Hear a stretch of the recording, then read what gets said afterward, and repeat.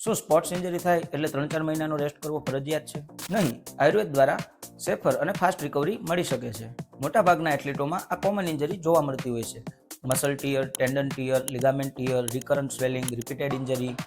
Modern treatment pain તો ઘટાડે છે, પરંતુ સ્ટ્રેન્થ અને હિલિંગ ટાઈમનું શું?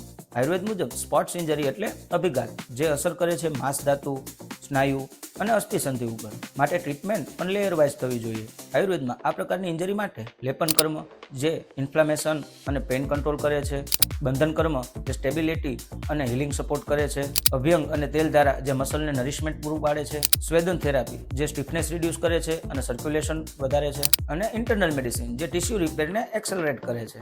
મોટાભાગના એથ્લીટો આ બહુ મોટી ભૂલ કરતા હોય છે. પેઇન ઓછો થાય એટલે ટ્રેનિંગ સ્ટાર્ટ, જેના કારણે રિપીટેડ ઇન્જરી થવાની શક્યતાઓ ખૂબ વધી જતી હોય છે. આયુર્વેદ સારવાર દ્વારા સ્પોર્ટ્સ ઇન્જરીમાં સંપૂર્ણ રાહત મળે છે અને રિપીટેડ ઇન્જરી થવાની શક્યતાઓ ઘણી નહિવત થઈ જાય છે. યાદ રાખજો, આયુર્વેદ સ્લો નથી, સ્માર્ટ છે. ધન્યવાદ.